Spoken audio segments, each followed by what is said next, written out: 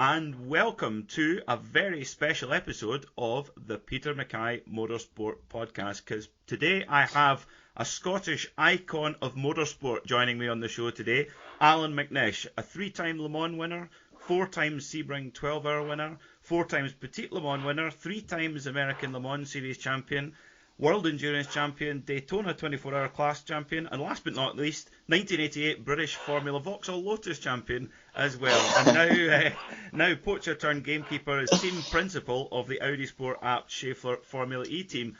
Allan, that took a while to get it out. You've had quite a career. Thank you very much, Peter. I hope the podcast actually lives up to the intro, for goodness sakes, after that. But I suppose it suggests that it was a long career, but it also means that I'm probably getting old by now when you list it out.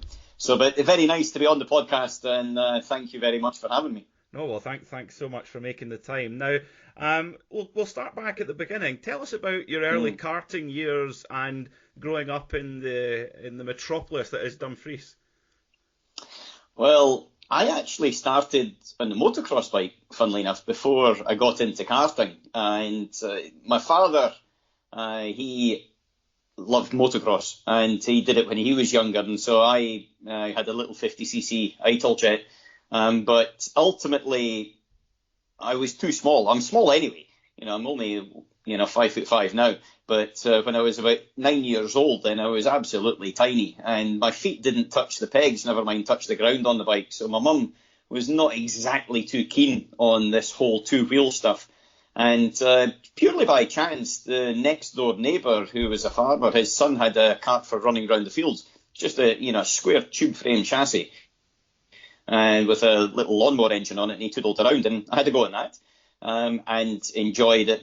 And also from Dumfries was definitely a Scottish racing legend family, not just singular, was the Leslies, Father David and young David Leslie. And it was at the time when young David Leslie was making his way through the junior formulas in the British Championships and winning events. And my father was also helping him as a mechanic.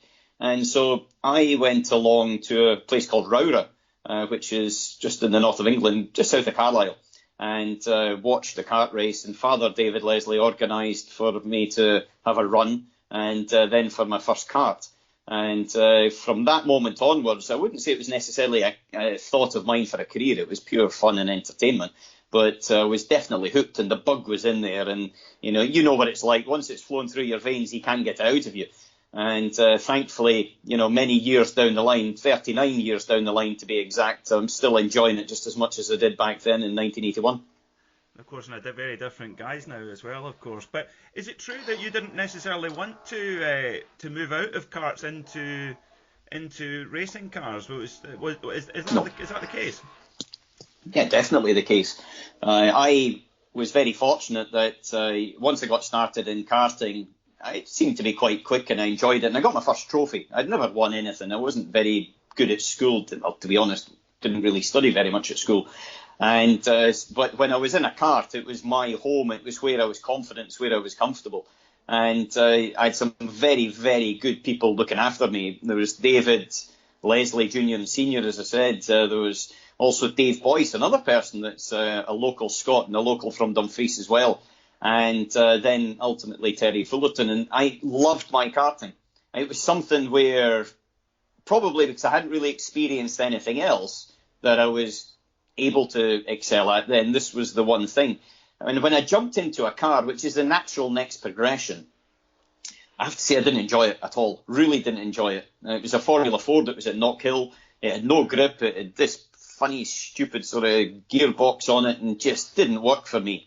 But if you're going to go forward in your career, then it had to be really in car racing. And there was some momentum behind my career, and there's some momentum behind me as well in the form of the Leslies, but also Curie Coss and Hugh McCaig. And so in some respects, it took a little bit of convincing for me, actually, that this was what I wanted to do, as opposed to maybe necessarily for other people. I see. It's hard to imagine now, and then considering what you went on to after that. Now, talking of Knockhill... I don't know, but just let me say come back.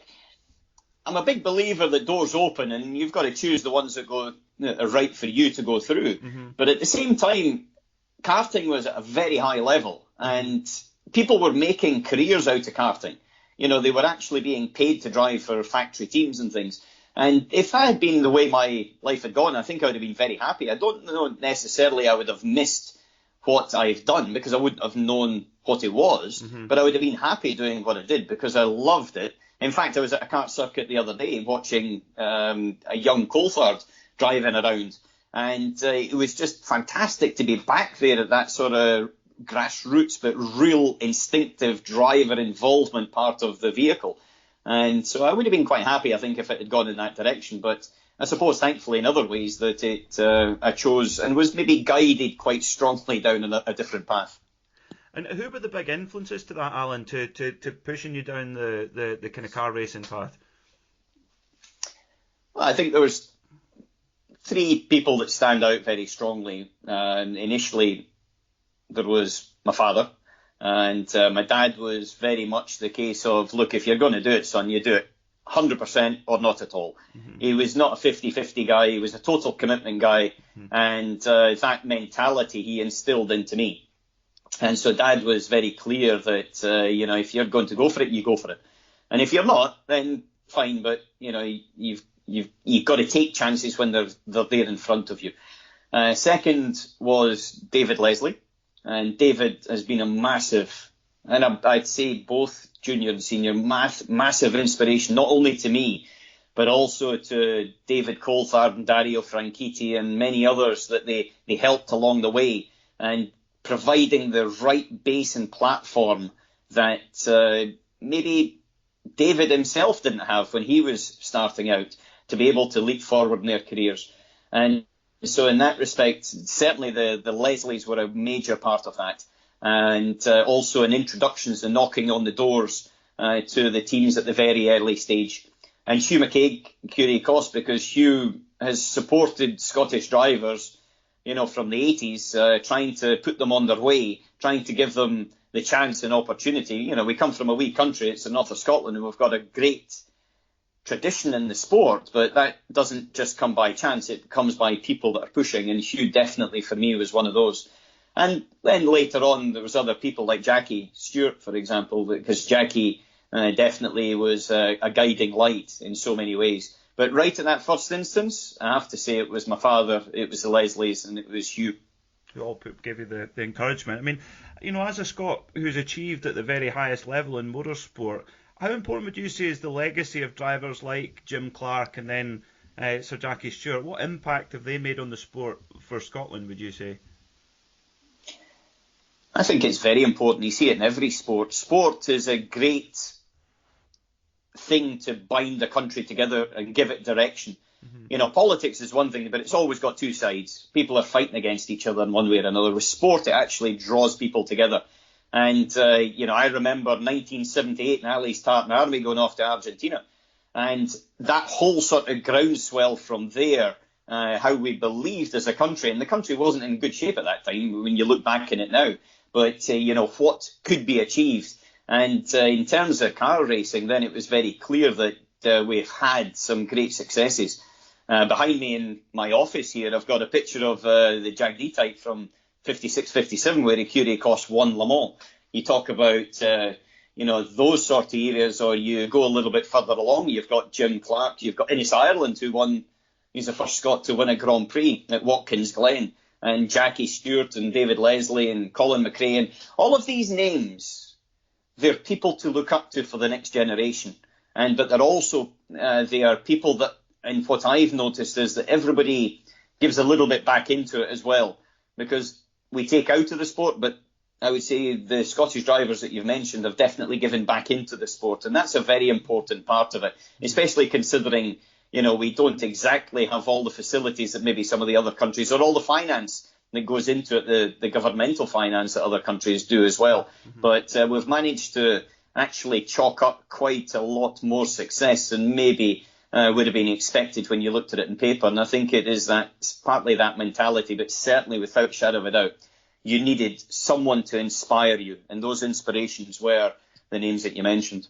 Yeah, and of course nowadays, if you're a young Scottish driver now, you're not short of of similar role models like yourself, Dario and Marino Franchitti, Ryan Dalziel, Paul di Resta, Rory Butcher, Gordon Shedden. It's a long list, but what are what would you say the other elements that are required to bring through that new generation of Scottish drivers now? Well, I think motorsport's changing, and it's changing very dramatically. So what it will be in 5 years is very different to what it is today, and certainly very different to when I started, for example. When we went karting, we would do all of the 5 circuits in Scotland as club races. You would do the national British championships. Now that infrastructure is not quite the same. There was Ingliston and Knockhill. Now there is only Knockhill in Scotland. And in general, I would have said club racing's a slightly different sort of structure to what it was. It's gone mainly to national championships and mainly one make championships, which is then not necessarily as open from a cost point of view. It's more expensive, being honest about it, and it's a bit of a struggle. You can't do it out the back of a van and a trailer in the same way that we did when we did Formula Ford. It's a much more professional field. And so I think it is a much tougher thing. That doesn't mean to say that it's not possible. And I'll give you an example. Gordon Shedden, somebody you mentioned there. Gordon, to me, is a massive, massive inspiration for his determination.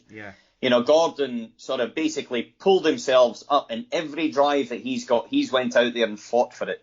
He's a fantastically talented driver. His BTCC championship victories show that. But at the same time, he's got in the right cars because he's been out there fighting. And that mentality is the thing that I think separated him apart. And it's also separated him apart at the difficult times. Now, motorsport today is purely about trying to get yourself in the car in the first place. And that's the very difficult bit, as we said. But I think that there's other things that are coming. So if I look forward in the next 4 or 5 years, I think you will have racing drivers on track. But I think you will also have Scottish virtual racing drivers online. I think the birth of e-racing and the evolvement of e-racing as an example now in this COVID time, but also how that's going to evolve in the next 3 to 5 years is going to be immense, where you will have virtual championships online running alongside championships on track. And I could see Scotland actually having the opportunity to develop drivers into that sphere and actually dominate in those areas in the same way we did on track in the past. But if the circumstances don't allow you to do it on track because of finances, family, whatever it may be, then this is another route to come into it. And I'm very keen that we actually explore all the opportunities north of the border to make sure that we're all inclusive. And the SMRC actually is a good example insofar as they were the first club to actually put an online racing championship together. And it's been a successful starting point. But see that as and maybe an example of where some of the Scottish stars of the future could be coming from, but also going to. And it may be that it actually links across to track, and it may be that it actually is its own separate entity whatsoever. But I would say that definitely there is a vision that could be part of what our motorsport future is going to be. Yeah, I think you make a good point about the sim racing and e-racing, because we're so lucky in motorsport, or particularly just in car racing, that it's virtually the only sport that can be simulated so closely in your own home at relatively little cost. I mean, for me, I commentate 5 or 6 nights a week on e-racing. It's like you say, the standard of driving is extraordinary as well. And while we're on that topic, you were involved in the broadcasting of the virtual 24 Hours of Le Mans. Tell us about that experience and how that all came together. Well, it was an amazing experience, actually, and I wasn't really sure what to expect. I'm of the generation that probably missed this e-racing to start. The first time I was strapping myself into a simulator was in 2013 when it was actually for car development as opposed to anything else. And so in that respect, it was an eye-opener for me. The reason it came around was Le Mans, due to COVID, like many other sporting events, was delayed to the end of the year. However, during that particular time of year, that weekend, then they were all set up to do something, and they wanted to keep the story alive in preparation for September when the on-track one runs. And so the virtual Le Mans was sort of born in the minds of the ACO and also of the WEC organisation, and Gerard Neveu especially in that respect, who's the head of the WEC. And I commentate and do the commentary for the WEC and the ACO for Le Mans. And they called up and said, look, this is what we're doing. This is what we want to do. It's going to be a total of 50 cars. We've got the interest of drivers from F1, IndyCar, obviously sports car racing. There was discussions on NASCAR. There's Aussie V8s, everything else come together over one race, 24 hours, a replication, but a true replication of Le Mans, as in practice, qualifying, race, regulations, penalties, everything else. And also comms team and the actual race director and people running the show, they're the same ones. And so it was exciting. I said yes, clearly, straight away. And it was actually really interesting to see how it had evolved. And also the mentality of the drivers and teams. You know, they were treating it exactly like a race. Toyota, for example, they were treating it as preparation for the Le Mans 24 hours with the engineer and driver discussions. You had situations where they had a sim failure. Simon Pagenaud had a sim failure where the rig failed, but he had a spare rig that he had borrowed because he knew 24 hours, he's raced 24 hours at Le Mans and Daytona, that these things happen, so he had one prepared, ready to go. And you had Jamie Campbell-Walter, a name that I'm sure you're aware of as well, and Jamie, who's involved with one of the teams, messaging the race director about the way that the regulations were, what was this, what was that, all the way through. So the teams were treating it with a lot of professionalism, I have to say. And that filtered down with the drivers, and it filtered down with the race result. It was a very good, hard-fought race, and I felt that the drivers and the teams that won, the ones that were on the podium, the ones that get the trophies, they deserved it, in so much so that they deserved the same trophies as if they had run the actual event in September, because the effort they put in, the focus they put in, the racing, the lack of mistakes they had to make, they had to give perfection to be able to win that. And so I tip my hat off to everybody involved in it from a team and also from the organisation point of view, because I would say that was a game changer. That was the one that accelerated e-racing forward probably 2 or 3 years. And it was the benchmark that every other e-race will have to look up to when they want to do big events. And television bought it, fans loved it, and that's where we are. It certainly was an impressive exhibition, and I guess it just shows you the strength of the Le Mans brand as well. How much Le Mans, a lot, on the back of the Le Mans brand and the track and all of it as well. Well, good time to move on to Le Mans. Tell us about your first time going there with Porsche in 1997. More than 24 minutes of Le Mans, 24 hours of it. Well, you don't have to, no. But tell us about those, because you've been in single seaters for a couple of years, and then sports cars came about. Tell us about that. Well, I was very focused in Formula One, and I'd been test and reserve with McLaren and with Benetton, but ultimately the race seat never transpired. And I'd always kept in touch with a gentleman called Jost Capito. And Jost Capito, who is now at Volkswagen and involved in all the RS product, but Jost at that time was in charge of Porsche Super Cup. And he asked me if I would do a race in the Porsche Super Cup, which I did at the British Grand Prix, support in 96. It was a bit of fun. But kept in touch with him through the course of the year. And at the end of the year, he said, look, Porsche is looking to try and reevaluate their driver lineup. They're coming back into sports car racing with the Porsche GT1, the hypercar of the then day. And because it was only called a supercar in those days. And they wanted to sort of look to see whether a different driver profile was what they were looking for the future. So I went along to some tests with myself and Alex Wurz, actually. And Alex and I tested, and he drove the Mercedes, and I signed for Porsche. Initially, because they had already their drivers sorted out for the 97 season, I was kind of in an ad hoc situation where I was their test development reserve, but I was thrown in to go and race in America or any other races that were going around with the GT1 in preparation for the following season in 98. But one of them was actually Le Mans with Rook Racing and Fabien Rook and his brother. And they're technically a very good team, I have to say. They had some pretty good people, but it was a small privateer team against the fighting might of a TWR or Porsche factory team or Mercedes or someone like that. And unfortunately, it was a 24-minute experience, which was 23 and a half hours, far too short, I've got to say. Coming through the Porsche curves, there's a long right-hander at the karting section, then it flicks in left over an adverse camber. And to be honest, to this day, I'm not sure whether it was me or whether we had a problem, because the car snapped massively as I turned into the left-hander.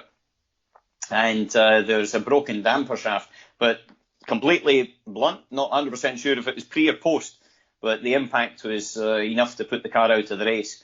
So when I came back the following year and finished the 24 hours that time and was able to come through the Porsche curves in the last lap. And then I think there was a little bit of, you got me last year, I got you this year, when we thankfully won the event for the first time. And that first experience of crossing, did you take the car over the line then at the finish when you won it in '98? Did you get that? Yes. I started the race, and but it wasn't. I've never been in a team where that's structured, that one driver will finish the race. It's always been about the rotation. Sure. We've always decided who started the race. That would feed back to who qualified, and then it would feed back to who started the first practice. And in that respect, it was just the rotation. If there had been safety cars or different pit stop strategies or whatever, then it could have been easily someone else. But as it turned out, it was me that was in for that last run to the flag, which was one of the nicest, most relief moments of my career, as opposed to necessarily joyous, ecstatic happiness that you would sort of think about it. Because, the emotion and adrenaline that's surging through you for 24 hours, and it's not just 24 hours, it's the whole week and the build-up and everything else. And suddenly it comes to a crescendo. And for me, I have to say, in every single occasion, it's been about the relief of, thank goodness we've actually done it. We've got it over the line. Now we've done it. And it's like a pressure cooker, and the valve goes off. And then, an hour later, you start to absorb it and take it in, but that first moment is purely just relief. I can imagine. And of course, after that first Le Mans, or those first couple of years at Le Mans, it had come after a lot of difficult times in single-seaters, obviously showing the pace and doing very well in Formula 3000 and testing endless miles in Formula 1 cars. But try and describe to me how the difference between the kind of single-seater world and the sports car world, and how you're effectively treated as a driver, and how they differ. Very simply, I think it's described that in single-seaters, you are one part of the puzzle, and you can be replaced in an instant. We've seen that Sebastian Vettel's a good example, 4 times world champion, everything else, but he's out, and Sainz is in, and that's it. You're a spacer between the seat and steering wheel, nothing else. And, we all know that. Let's be very honest about it. As a driver, you know that. You take it on board. Now, as a team principal, I know that. It's purely, that's the way the world is. When you go into sports cars, especially with a car manufacturer, then you're actually one of the bigger team, not just a driver. You're actually one of the overall team. And so you're treated with, I would say, a little bit more respect, in all honesty, and gives you that feedback and that comfort. Then if someone treats you with respect for your driving, but also outside of the cockpit as well. And so I think there is an arm around the shoulder mentality, which is something that I appreciated massively at Porsche. It's something I had at all the times at Audi, and it's something I try and sort of lead through into what I'm doing now. But at the same time, you still have to perform, there's no question, but it's a slightly different mentality. There's no other way around it and about it. And it's one that certainly I think was very beneficial to the teams I was at, but also with the driver lineups that I worked with as well. The other thing is, obviously, you have to share your toys with someone else because you've got more than one driver in the car.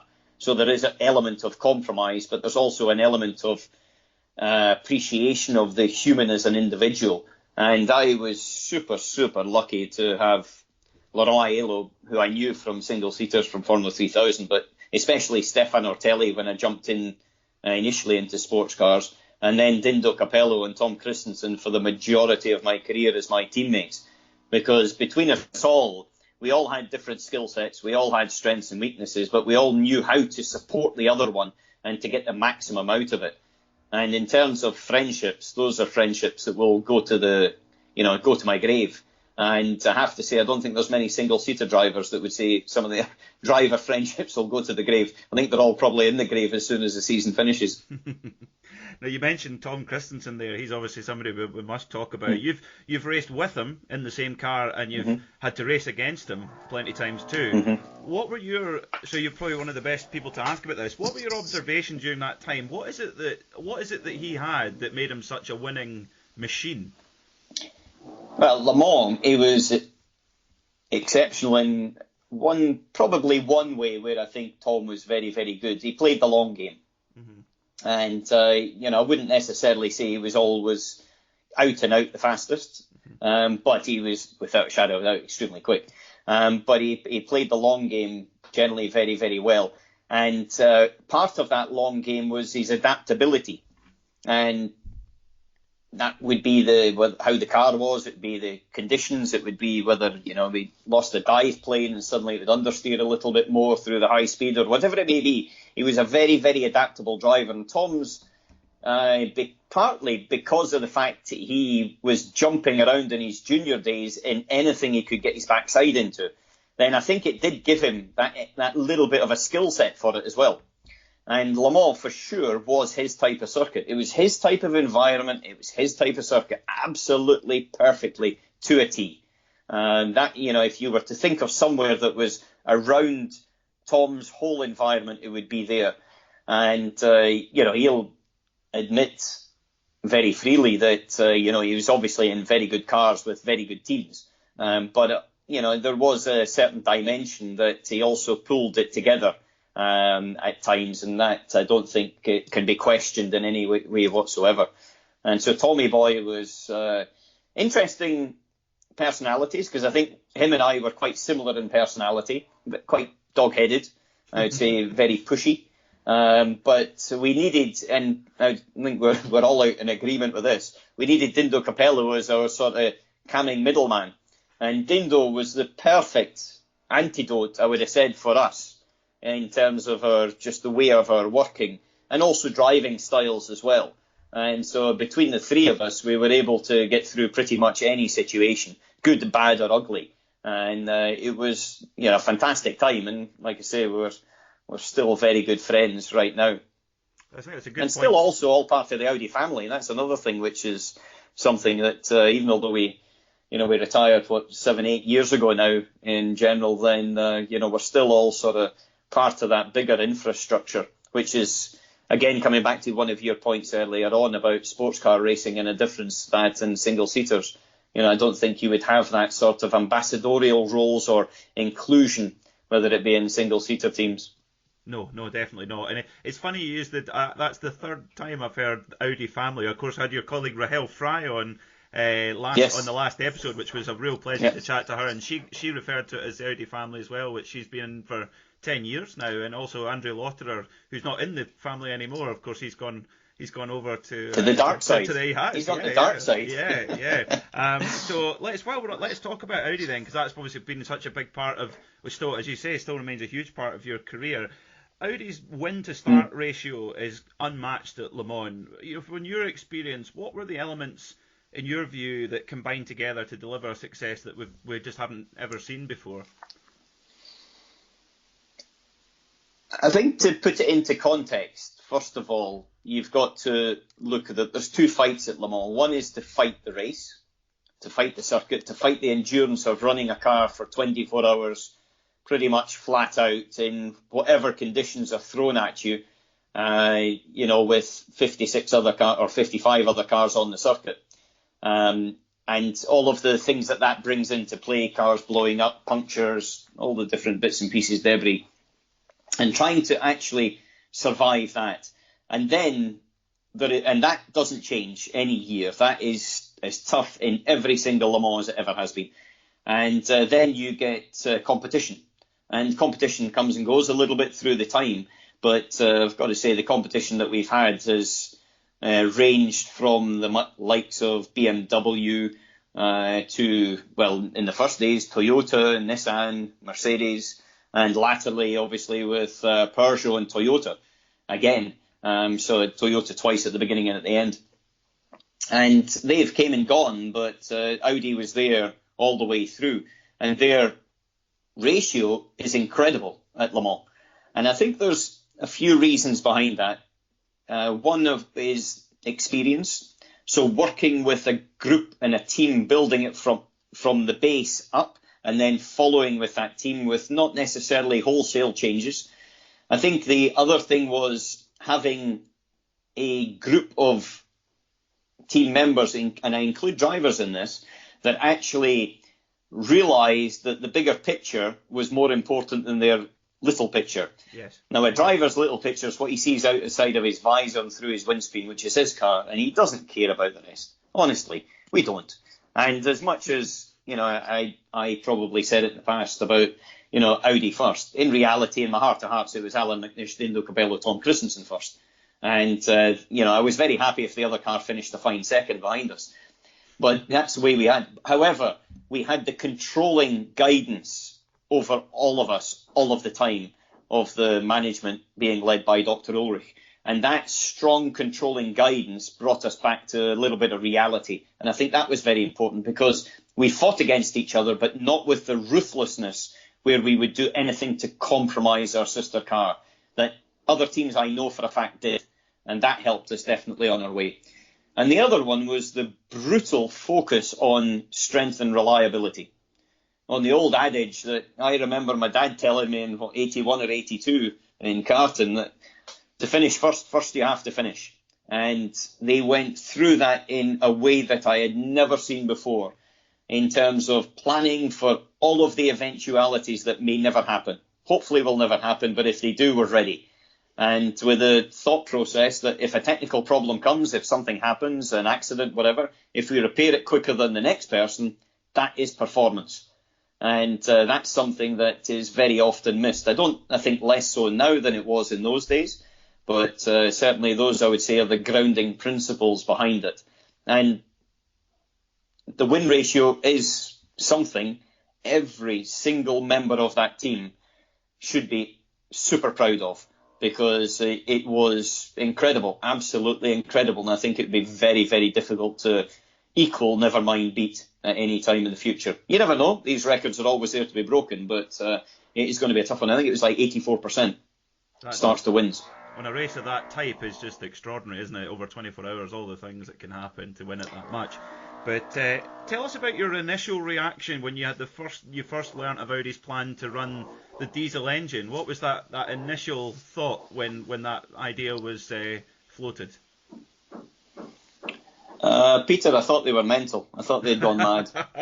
Uli Beretsky, who's just retired actually, Beretsky was the godfather for that whole process with Piech actually was the head of then the Volkswagen group, and Piech wanted to do it. Piech went to Le Mans as head of Porsche Motorsport, and so therefore he was always very invested in it.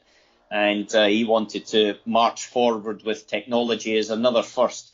They had already had success at Le Mans. They had already taken new technologies. TFSI direct injection was one of them. And that was run in 2001, and it's on pretty much every, not just Audi, but also Volkswagen Group car nowadays. So the technology going from the racing circuit to the road being one big criteria of what it was about and what that program was about. And they came up like this technically with the fuel and also with the technology that was available in terms of the pressure of the injector systems and things like that. Now was the time to take a diesel to Le Mans. Nobody else, people had looked at it, but nobody else actually had the, excuse the expression, the balls to go for it. But you can never say that Uli Beretsky shies away from a challenge, that's for sure. And him and his team, they produced this engine. And I have to say, like I said, when I heard about it, I thought they were nuts. Why has nobody else ever done it? There must be a reason. There's got to be a valid reason that everybody else has shied away from it. They've all stuck to an internal combustion engine with petrol driven. And that was something that from an OEM, from a major manufacturer, to have that commitment meant that they had to have something behind it, or completely insane. But when I saw the power figures, I thought maybe he's not quite insane. But when I drove the car for the first time in Sebring, I toodled out to the pits, and I can honestly tell you, I was frightened to touch the throttle. Because I'd spoken to Frank Biela, who was the first driver to drive the car in a test, and he said it's just like a rocket ship. And I came out of the pits. You didn't run heated tyres in America, so I was just touching the throttle. And this thing had, well, we had nearly double the torque of a Formula One car and the same power. And so you were sort of tentatively squeezing on the throttle. And I came to the hairpin down at turn 7. I thought, right, McNish, it's now or never. You've got to go for it, or you're never, ever going to press the throttle flat out. And when it took off, and, you know, I've done IndyCar tests, I've driven F1 cars here, there, and everywhere, but this was the fastest accelerating thing that I have ever had. And it was one of the ones that, as well, that just shifted your whole brain concept, because you lost one of the senses, being the noise, because the engine was so quiet, and the wind noise over your helmet was actually louder than the engine noise behind you, even when you were doing 200 miles an hour.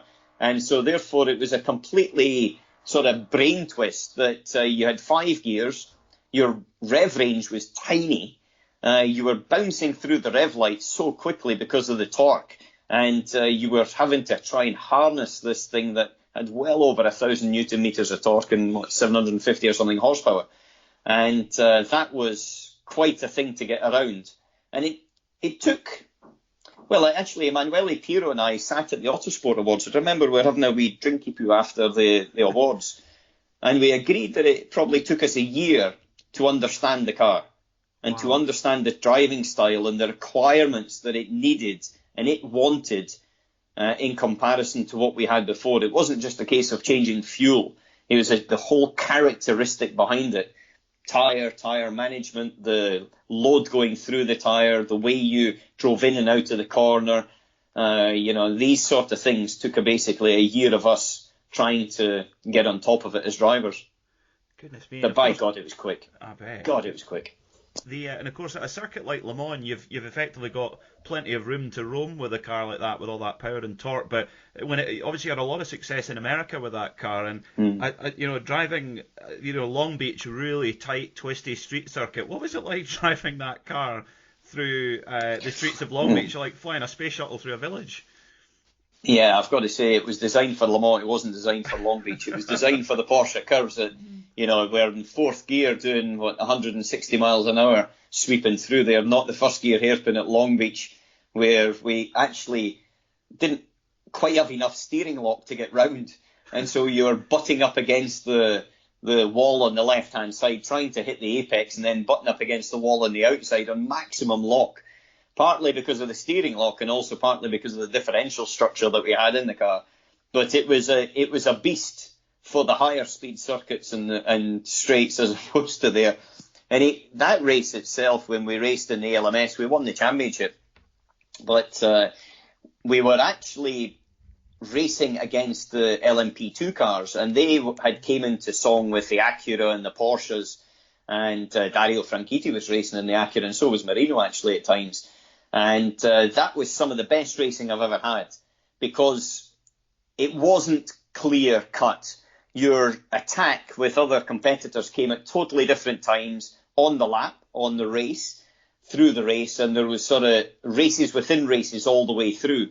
But they were always decided right at the end, and there was some brilliant, in fact, at the end of 2007 season, with the last two races were Petit Le Mans, which was 9-hour race, and then the 4 hours of Laguna Seca.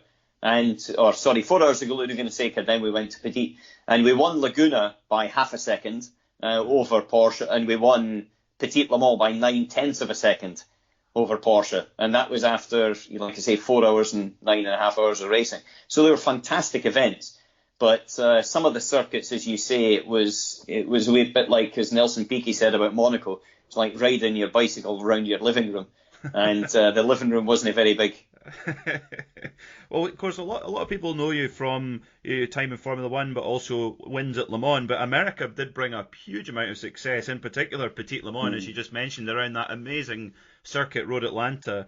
4 wins there, but probably the most memorable win would be 2008. Now I can see a grimace on your face right now. I hate to ask, but tell us the story about that 2008 win and the beginning and the end of that race. It's probably one of the races in my total career where I cringe and cry for sadness and happiness, frustration and elation. If you think motor racing, you think of all the expressions that you get thrown at it, then it just covered it in that particular race. We were fighting very, very strongly with Peugeot for pole position, and we had actually even brought different gear shift systems to try and give us anything that we could to get pole, because it was a mental battle as well as a physical one. In pole position, even though it doesn't matter over a 1,000-mile race, in some respects it was the mental one-upmanship, if you like. And we missed pole by a couple of hundreds, and I'd given it absolutely everything. We'd thrown it, the whole kitchen sink at it. At the same time, the Porsches and the Acuras were just there sniffing at our heels as well. But we have to remember that we stole Le Mans from them that year. And so Peugeot at home in Le Mans, they were definitely their year to win. And we nicked the trophy and we ran away and left them crying in their potage, as they say in their soup. And so they were clearly out for a bit of revenge. We had fought the ELMS championship out, and we had stolen that at the last race as well. So, it was a case of there was a lot at stake for Petit.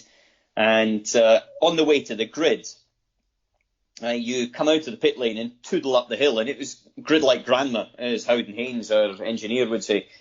And so you toodled up the hill, and it then drops down through the S's. Mm-hmm. And between the left-hander and the right-hander of the S's, for some reason, still a little bit unbeknown to me, 25% throttle in second gear, the car lit up the wheels and turned 90-degree left into the wall. And I know why it happened. We're on cold tyres. They're big wide tyres. It's got a slight bit of camber there. And the car had huge torque. And, you were just in a situation where you weren't loading the tyre to generate the temperature because you were toodling to the grid. It would have been safer on wets in reality. And hit the wall, bounced down the wall and came to a stop and sort of thinking, well, I'm not really sure what's happened here. I was totally confused how I'd got from a position of driving to the grid like grandma to actually being sitting on the grass with half of the left-hand side of the car gone. And even the footrest, actually the clutch rest being off, because my left foot was somehow caught behind the clutch with the force of the incident. So I drove back to the pits and radioed in, managed to get the car moving, got it sort of clumping back to the pits, and straight into the shed, jumped out with shed. It was the awning in the truck.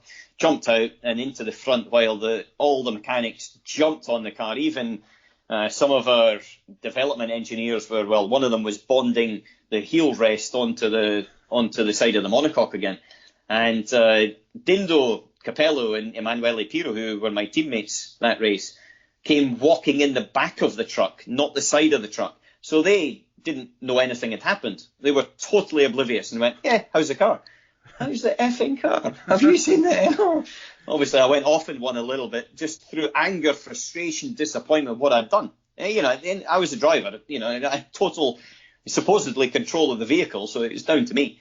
But the guys did a fantastic job to get us out, and we drove down the pit lane after the race had started. We were 2 laps down, and I got out just in front of the leader before you went 2 laps down. Now, in America, you don't have the rule where basically you have to move aside for a blue flag. It's advisory, but you definitely don't give away a lap when you don't have to. Mm-hmm. So I fought like hell to get the tyres up to temperature and to stay on the lead, or just at 1.95 laps back.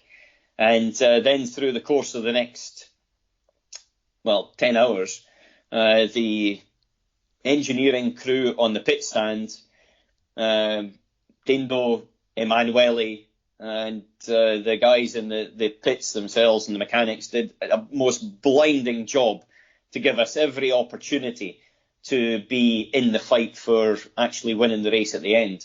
And there was no question about it. After having dumped it on the way to the grid, I could never have finished the race in anything but winning, because there's no way I could have looked at the rest of the team actually straight in the eye without it. There was no seconds in this one.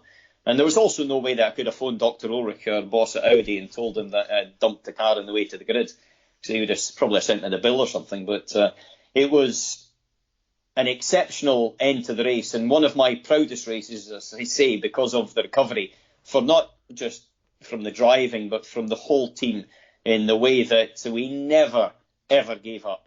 We fought it right to the end with the belief that you never know what's going to happen. You don't know what's going to happen until the checkered flag. And it required a lot of very robust racing, but that's what it took. And we managed to steal, the three big events from Peugeot that year, being Le Mans 24 Hours, being the ELMS Championship, and Petit Le Mans at the end of the season. So it was a super crowning end to 2008. But it's one that when I still think of that trip to the grid, I still cringe. Oh, I'm sorry for bringing it up, but that's as you say, the story has a happy ending, which is always good. Yeah. So the ending was the positive part. Yeah, the getting to the ending was a little bit debatable at times. Now, while we're talking about Audi, do you see a potential path for Audi to return to Le Mans in the future, particularly with their ever-growing customer racing department and the success that that's had in other forms of sports car racing? Do you see a path for them to return? Well, I think Audi's, if you take all of the motorsport, now in my position, I do a few things. I look after the Formula E programme, and also sort of coordinate the group motorsport, which is a wider group linking into Ducati and mainly Lamborghini. Because obviously the MotoGP and World Superbikes are reasonably set up and on their own. But at the same time, we are always looking at other motorsport and how it's evolving from the top to the bottom. And the Volkswagen group is part of that as well. And so, we do sit on a lot of different commissions just to see which way that motorsport's going, and also to try and guide it with the knowledge the way the car industry is going in the future, and electrification is a big part of it. Le Mans is evolving as well, and it's been something that it's done since it started, is evolving with technology and being a showcase for technology. And I think it still does that as well or better than pretty much anywhere else. Formula One focuses very much on certain technology, but maybe it's less road car relevant. And with the LMDH, which is coming up in the near future, which is effectively quite a common chassis program across the board, but it's focusing very much on the hybridization of the car, then I think it does offer up quite a lot of opportunities. And I think there'll be another sort of turnaround where Le Mans builds up its momentum again. Garage 56 is also that garage at the end of the pit lane for special projects. Now, I have to say, it's not necessarily on our timeline, but you would never say never in the sport, that's for sure. And I know and a lot of our motor racing history has been built up around about Le Mans. It's been, we remember the rally times, we remember the dominance in touring car, and we remember Le Mans. And we're trying to do the same in Formula E at the moment with our electrification programs. But the customer racing is a growing part, and it may come through, something as simple as if Le Mans changes and goes to a GT3 platform, then we have many, many people around the world that want to race GT3 cars at Le Mans. And so it could come through that. It may come through something else. But right now it's not in our planning. But as I said, we keep an eye on that and every other part of the sport as well. Mm-hmm. Well, let's talk about Formula E then. Of course, you had so many winning years with Audi as a driver. When you were chosen to become the team principal of the official Audi Sport team, Did the kind of responsibility of that weigh on your mind a little bit, or how did you feel going into that new opportunity? It kind of, if I go back, I was quite clear. I actually got an email from a journalist in America called Kerry Morse on Sunday night after Harry Tinknell, a driver that I've been managing since 2008 or something, won the IMSA race there. Mm-hmm. And it was reminding me that I told him I would never manage drivers and I would never be a team principal. And it was because knowing how difficult drivers actually are, as in he. So from that perspective, it was a case of not necessarily on my game plan, that was for sure. But when, Dr. Ulrich and Dieter Gass, Dr. Ulrich was the previous boss, Dieter Gass, the current Motorsport boss, they sat down and I'd been very involved in how we would look at Formula E if we went into it as a factory program and gone to all the races and sort of put the planning, if you like, together. And they asked if I would be team principal. They didn't ask, actually. It was on a chart on the wall when we were discussing the finalisation of the team structure. And they had my name against it. And we said, well, what's that for? And they explained, well, I think it would actually be good. It would be the right thing. Well, okay, I'd never really thought about that, chaps. But once I thought about it, I thought, yeah, well, look, why not? Ultimately, as a team principal, you kind of do a lot of what you do as a driver. You've got to work and direct the engineering crew. You've got to work with the organising bodies. You sometimes have discussion with the stewards. You have to work with the sponsors and the marketing and press departments. The biggest single difference is that as a driver, you're looking through your visor for your own entity and your own victory, whereas from the team perspective, you've tried to balance out a lot more things. You've got two cars, but you've got to try and balance out things much, much more than the very individual, focused, all about me, to hell with the rest attitude that you have as a driver. And so, taking it on board, I would say that I didn't necessarily appreciate the total gravity until we went to the first race, in all honesty. When we turned up at the first race in Hong Kong, and then we're there as Audi, and I'm responsible for leading that charge, good and bad, then you suddenly, there is an element of, wow, this is serious. This isn't just for playing around. And that is, it comes to bear when you go racing, because racing's what it's all about. You can test and practice all you want, but actually when you get to the racing, that's when, you've got to either put up or shut up. And how much of an advantage has it been for you being a former driver, or has there been any disadvantages of being a former driver or being a team principal? Yeah, there has been disadvantages and advantages. Advantages that you know what the drivers are going through, and you can try and maybe help a little bit with the link between the engineers and the drivers, and especially in sort of going forward. So you certainly have got very good understanding of the sporting regulations inside of it for the development and that point, because you live all of those as a driver. So, in some respects, the drivers, when they come in with a comment or a statement, whether it's right or wrong instinctively. On the other side of it, when you've got to make a call, which we've had to do and I've had to do, where you have to maybe cool a race down, shall we put it that way? Yeah. Then that's one of the ones that you just never want to make, because I've had races where I've had the team order come through and I've been second, and that's what it is. You can't do anything else about it. And I've had it when we've been leading, so I've had both sides of it. And as much as we never like team orders in the sport, it's part of it, and you'll never change it. You'll never stop it, and it's just one of the things that's involved in a multi-sport like this. But I try very hard to keep it as far away as possible. And thankfully, we've got that general mentality within us that racing, you race to race. You don't compromise your teammate, but you race to race. However, when you're 1-2, as we were in New York in in season 4, leading by about 10 seconds, and we're starting to wheel bang into turn 4, then you can suddenly see whole championships disappearing, never mind just race victories. And at that point, sometimes you do have to step in and say, right, guys, that's what it is. Now hold on to your positions and run to the flag. And that's where the bigger picture does sometimes come in. Yeah, and was it satisfying then to first year as the team principal to get that team's championship in the bag? What was it like to get that in the bag in the first year? Well, it was relief initially because, it was a fight from a very, very difficult start. It kind of reminded me of Petit Le Mans in a way that you were talking about 2008. We had a whole load of technical problems at the beginning, inverter failures. We had races where we just dropped the ball as a team. And it was partly the growing of the original structure that was there at APT before, and then also us coming in as Audi and merging the two together. The inverter was purely a technical issue that we had to resolve. But once we got going, then we really got going. And then the momentum was up and our tails were up and we were rocking and rolling.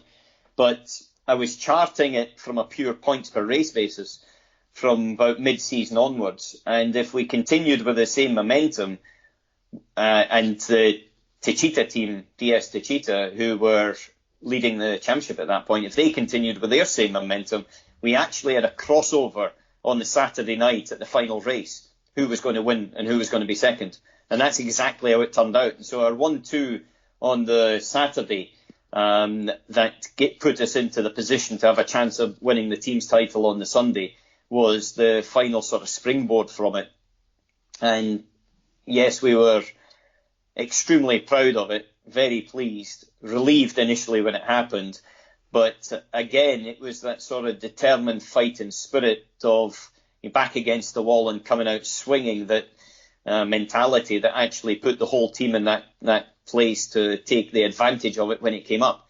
And ultimately, Techeetah dropped the ball a little bit under the pressure of what they were maybe going to hold on to being the team's title, and we were there ready to pick up and run with it, and we certainly didn't. But that's a wee bit of history. We're now a year and a half, 2 years down the line, looking at the final races of season 6, and we're needing the same sort of recovery if we're going to be able to pick up the trophy once again. Well, I hope, fingers crossed, you can do that. Now, final question, Alan. This is something I ask all my guests. I give you a wish from the Racing Genie, where you can choose any race you like in any car you like with any co-driver. Now, I will say someone has chosen you as the co-driver already, but I'll tell you that afterwards who that was. But if you were to any race, any car, and any co-driver, who would you pick? Race, Suzuka. Love the circuit. Okay. And so therefore, if it's got to be something in this lineup, then I would go for the Suzuka 1,000 kilometres, which is grueling, demanding from the circuit point of view. From it's the middle of July, the temperature, it's so humid, so mentally, physically draining. Mm-hmm. But still on my favourite circuit in the world. Second, obviously, to Knock Hill, but the favourite circuit in the world. And I'm sorry, but I'm going to go for two teammates, and it's for totally different reasons. One of them would be my long-time teammate and wingman would be Dindo Capello, just purely because we have won so much, we've lost races, we've been happy, we've cried, we've done everything together for such a long, long period of time.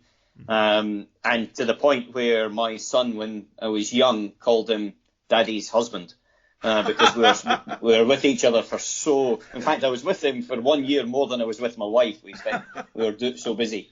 So it'd have to be with Dindo, just to rekindle a bit of that flame. And the other one would actually be a driver that's just re-signed to go to Formula One. Would be Fernando Alonso. Oh, okay. Because Fernando, I knew when he jumped into Renault for the first time, because I was the test and reserve driver there, doing all the Friday testing, because that's when they had an extra car on the Fridays. And very intelligent, very ruthless. A driver that's very adaptable and had a brain power to be able to take in so many different things without actually showing the pressure. And I think Fernando's shown that by what he was able to do in Formula One, but also in sports car racing, and close to, being in the podium in the Indy 500, even to what he's been doing in sim racing in the last little while. That I would say I I would really like to see how that dynamic would work. So yes, I would pick Fernando for, I think he's one of the best drivers ever, honestly. And at the same time, Dindo, because he's fantastic. Just no other way to say it. He's just fantastic. And the car? Oh, heck.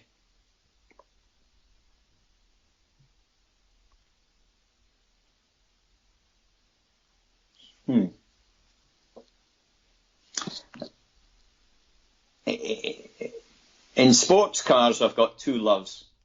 I've got the Porsche 1998 GT1 because of the styling of the car. And the car, honestly, it leapfrogged my career. It gave me the kickstart. But the styling of it was just beautiful. But I have to say, around Suzuka, because I raced around there, it understeered a wee bit too much. But the car that I loved most out of my whole career outside of an F1 car would be the R10 2008, the Audi R10, because it was the one that had the most power and torque I've ever driven in my life.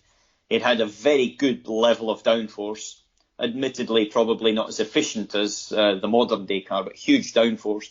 But it was a car you had to pick up and you had to drive. You had to throw it around. You had to tell it who was boss all the time. If you were a meek, mild driver, then it would eat you alive, this thing. It would just take over. And so it was always a bit of a struggle. You know, you felt like you're going into the sort of lion's den, if you like, every time. And it was a match. And I loved driving that car. So yes, I would have to say the Audi R10. If it was a single seater, the Renault RT23, the 2003 car, was the best balanced car I've ever driven. So that one would be if it was a single seater. Ah, okay. Well, I can reveal it was Wayne Taylor who chose you. Wayne? Yes. And you know, you'll love this. He initially said, so I interviewed him and his two sons at Daytona this year. Yeah. And he said, straight away, he says, so what car would you do, Wayne? He goes, Audi Diesel, no question. And he says, with Tom Christensen. And then asked Jordan and Ricky, and then all of a sudden Wayne goes, oh no, I've choose somebody else. And I was like, oh, well, tell me who. He says, no, I'm not going to choose Tom Christensen. I said, well, who? He goes, Allan McNish. But of course you did Daytona with Wayne, did you not? Was it in the Ferrari? Yeah, I did Daytona with Wayne, and also I did him as a team boss as well, because he was part of the ownership of the team when I drove for Doyle Risi in 1999, and then again in 2000 it was then called Risi Competizione as we know it now. And Wayne was there as a driver, teammate, and with Giuseppe, and I loved, talking about that 333. It didn't handle very well. The seating position was a bit odd. The gearbox was very nice, though. I have to say, it was really sweet gearbox, and it sang behind you. The music that came out of the engine on the banking was just beautiful, just beautiful. It was a symphony on its own. But I always enjoyed going to Daytona. But that particular one, we finished second in 1999. We had led, I think, something like 23 and a half hours of the race in wet and dry and horrible conditions. And at the final stop, a couple of before, they went to change the discs. So you had to change discs and pants in those days. And the piston popped out, and so we didn't actually we finished second by, a few seconds. And I managed to get a very nice hat to say that I'd finished second at Daytona. And so, didn't quite pick up the big watch for that one. Finished second actually with Ryan DL a few years later as well. Got another hat. It was fantastic. Yeah, I'm sure the Le Mans you get a Rolex, do you not? When you win Le Mans? Is there a winner's watch for that? There is? In the drawer. There it is. Fantastic. No, you do. That's only been latterly, though. It's only been really since the mid-2000s that Rolex and Le Mans have joined up in the same way as they've always done with the Rolex 24 at Daytona. And they've sort of put their stamp against it. It's the significance for me. I've kept pretty much all my trophies.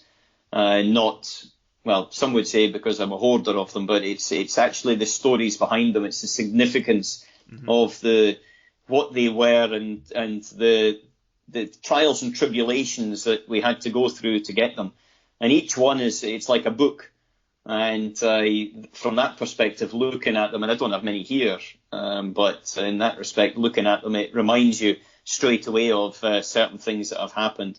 And it makes you, look back and think, yeah, actually, we had a pretty good run of it. And certainly from personal perspective, I've been very fortunate that I was able to achieve not the results, but the fact that my career has been built around about something that I love, a passion that I love, and I'm still able to have that opportunity to have a career with something that is actually, to be honest, it's a big boy's hobby for me, and I'm lucky in that respect of timing, but also support that I've had from the very, very beginning from my family, but also, like I said, about Hugh and David Leslie and Dave Boyce and people that are local to Scotland, and to have met so many characters along the way through it, that it's been a hell of a lot of fun up till now, and I'm looking forward to the next chapters as well going forward. Well, I'm sure there's plenty to look forward to in your current role as well. Allan, thank you so much for making so much time to come on the programme. I really do appreciate it. Where can people see you at next? Is it Formula E is the next? When can they see you out there? Yes, we've got actually the end of our Formula E season is going to be 3 double-header weekends, which is a total of 6 races, but they're not going to be over weekends. They're going to be during a 9-day period. So we're going to have over half a season in 9 days, and that's running from the 5th of August through until the 13th of August. And so the championship's going to swing one way or the other, and we're going to have our champions crowned at the end of the night of the 13th. And so from that perspective, it's going to be a pretty intense time for us all, but we're going to be going at that one absolutely flat out. Fantastic. Well, thank you again. Thank you so much, Allan, for coming on the show, and looking forward to catching up again very soon. Peter, thank you very much, and I hope everybody enjoys it and has a very safe but very enjoyable rest of 2020.